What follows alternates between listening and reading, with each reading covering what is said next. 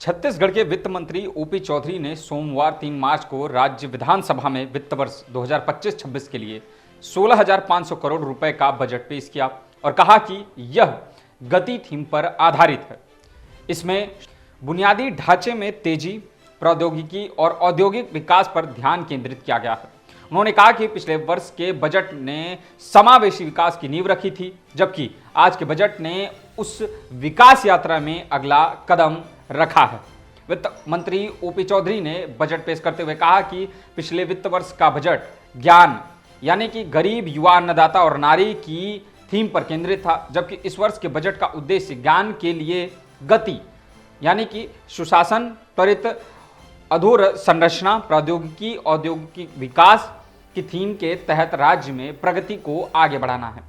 उन्होंने आगे कहा कि गति 2030 तक के मध्यकालिक लक्ष्य और 2047 तक के विकसित छत्तीसगढ़ के दीर्घकालिक लक्ष्य को प्राप्त करने के लिए जरूरी है।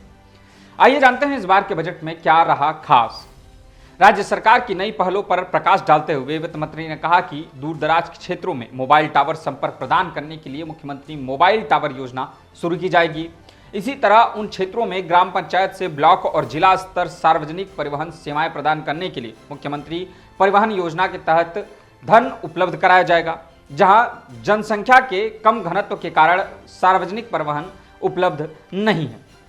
बजट के मुताबिक 500 नई सहकारी समितियां बनाई जाएंगी। राज्य में राष्ट्रीय फैशन प्रौद्योगिकी संस्थान यानी कि निफ्ट की स्थापना की जाएगी।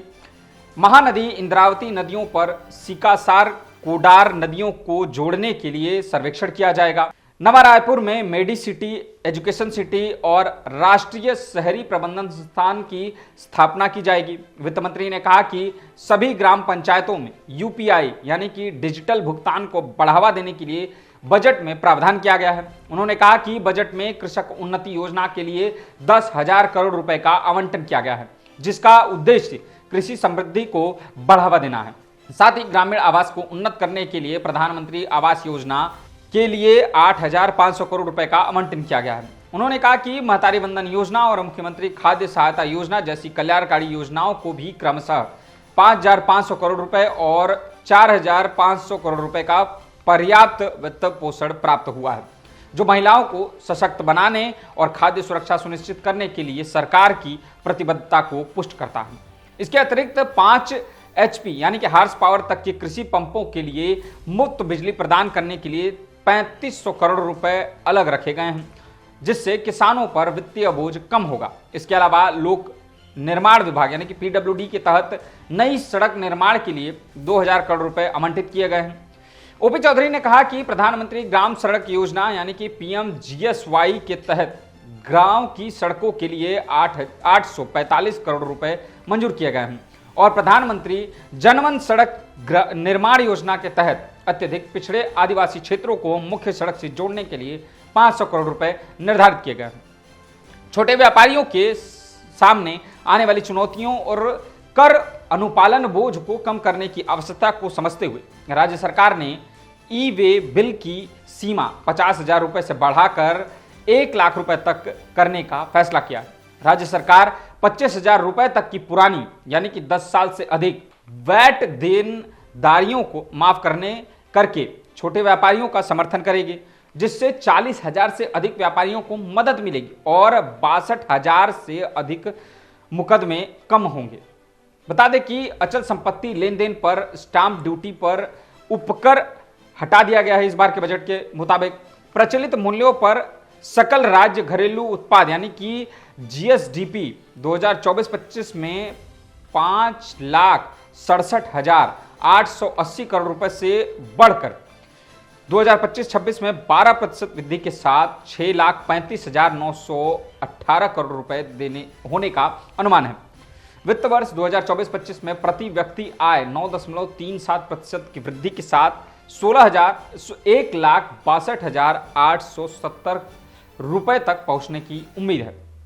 वित्त मंत्री ने बजट पेश करते वक्त आगे बताया कि राजस्व बढ़ाने के लिए सरकार के सकारात्मक प्रयासों से वित्त वर्ष 2025-26 के लिए नए कर लगाए बिना या कर दरों में वृद्धि किए बिना राज्य के अपने राजस्व में 11% की वृद्धि होने का अनुमान है।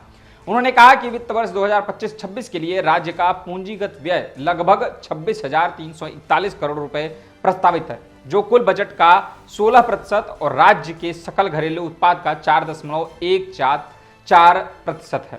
वित्त वर्ष 2025-26 में राज्य का सकल राजकोषीय घाटा 22,900 करोड़ रुपए अनुमानित है, जिसमें से 4,000 करोड़ रुपए पूंजीगत व्यय के लिए विशेष सहायता के रूप में शामिल है।